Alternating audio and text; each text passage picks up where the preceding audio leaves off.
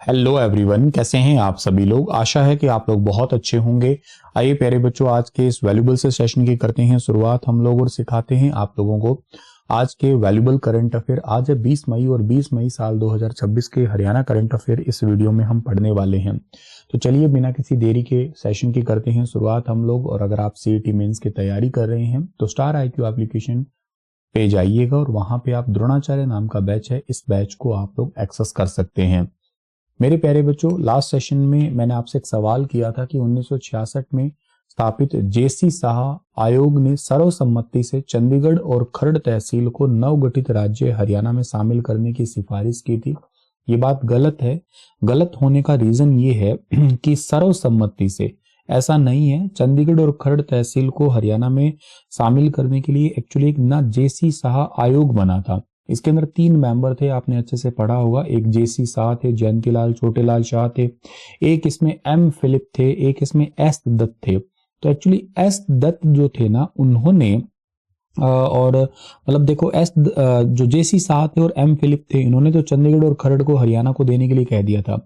लेकिन जो S दत्त थे ना, इन्होंने कहा था कि हरियाणा के साथ ये नहीं जाएगा। तो एक्चुअली सर्वसम्मति से तो नहीं हुआ, क्योंकि ये 2:1 का रेशियो पे आ गया। तो ये वाला गलत बात हो गया आपका, है ना। इसके बाद में आ गया 1961 में भाषाई जनगणना ने चंडीगढ़ और खरड़ तहसील दोनों में निर्णायक हिंदी भाषी बहुमत का संकेत दिया था। अब एक्चुअली कारण में ये बात ठीक कही गई है। कारण ये कि 1961 में जो लैंग्वेज बेस का जो सेंसस हुआ था, उसमें चंडीगढ़ और खरड़ में हिंदी लैंग्वेज के ही लोग ज्यादातर थे। तो 1961 की इसके अकॉर्डिंग ही चंडीगढ़ और खरड़ को हिंदी वाले क्षेत्र के कारण ही हरियाणा में ही मिलाने की बात की जा रही थी। लेकिन फिर S दत्त की बात जो है ना, वो नहीं इस पे सहमति बनी थी। तो स्टेटमेंट इसका जो है ना आपके पास में ये वाला R तो जो है ना बिल्कुल ठीक है। तो इसमें क्या है सर, A गलत है, R सही है। तो D वाला ऑप्शन इसका सही बैठेगा हमारा, ठीक है। आगे बढ़ते हैं। हरियाणा सरकार के द्वारा आयोजित हेरिटेज एंड सिटी वॉक कब आयोजित की जाएगी। तो heritage and city walk Haryana में आयोजित की जाएगी 30 मई साल 2026 को। हरियाणा के अंदर विरासत एवं पर्यटन मंत्री का नाम है डॉक्टर अरविंद शर्मा। हरियाणा पर्यटन निगम की जो मैनेजिंग डायरेक्टर है, उनका नाम है ममता शर्मा। इसके लिए 100 करोड़ रुपए से ज्यादा का बजट भी दिया गया है विरासत स्थल के संरक्षण, जीर्णोद्धार और सौंदर्यकरण के लिए। हरियाणा में second heritage and city walk है, इसका आयोजन किया जा रहा है 30 मई साल 2026 को सुबह 6 से 8 बजे तक। पहली हेरिटेज वॉक वर्ल्ड का जो विश्व पर्यटन दिवस साल 2024 के अवसर पर आयोजित की गई थी। वर्ल्ड का जो टूरिज्म डे कब मनाते हैं हम लोग, वो मनाते हैं 27 सितंबर को, हर साल सेलिब्रेट करते हैं। 1 सितंबर को हरियाणा के अंदर टूरिज्म डे मनाते हैं और नेशनल टूरिस्ट डे मनाते हैं हम 25 जनवरी को मनाते हैं।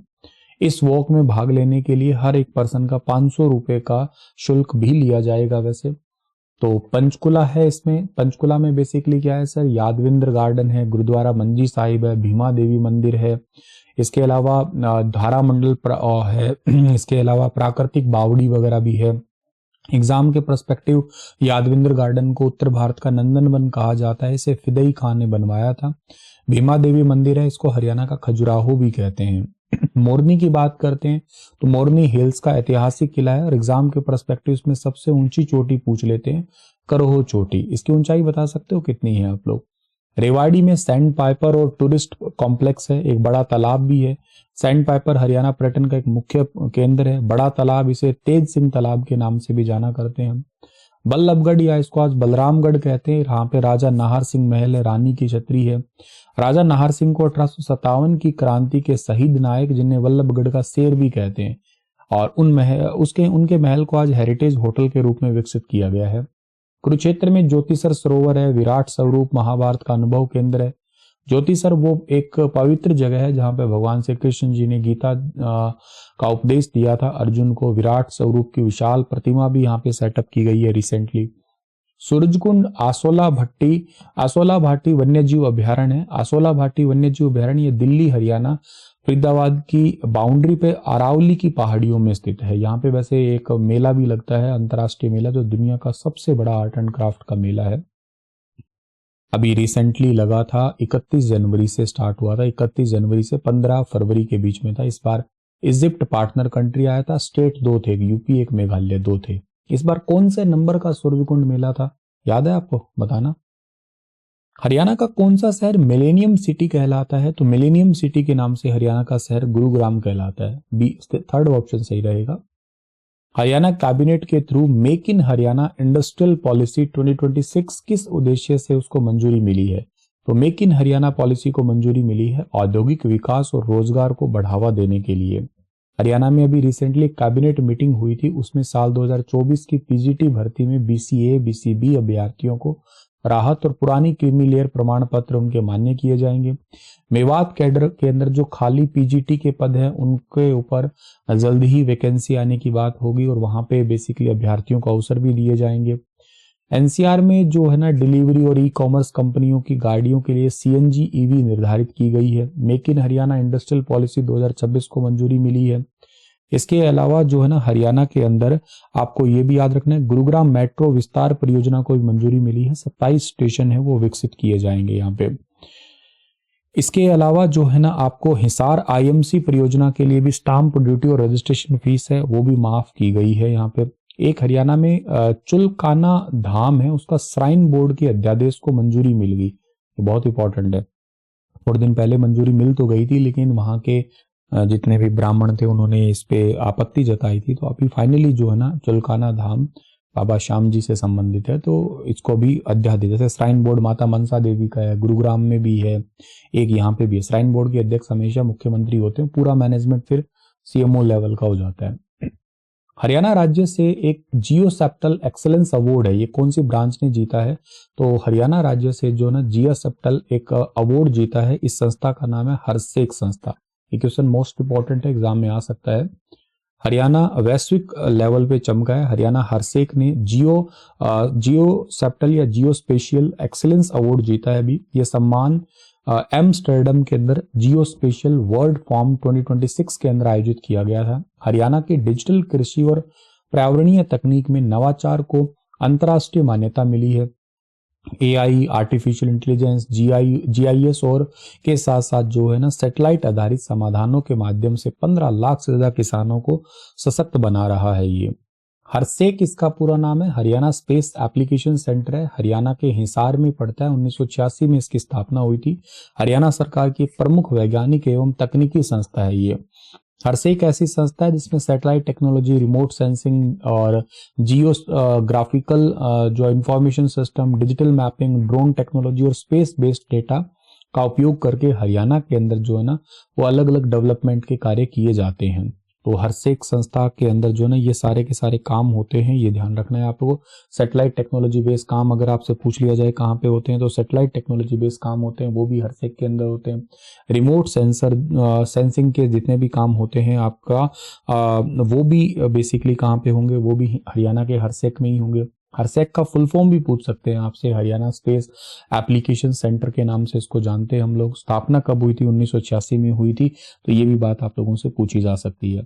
ये सैटेलाइट टेक्नोलॉजी होती क्या है वैसे सर? सैटेलाइट टेक्नोलॉजी का मतलब है कि अंतरिक्ष में जो सैटेलाइट है ना उसकी हेल्प से हरियाणा का ज्योग्राफिकल एरिया उसके ऊपर बेसिकली प्रॉपर निगरानी रखी जाती है।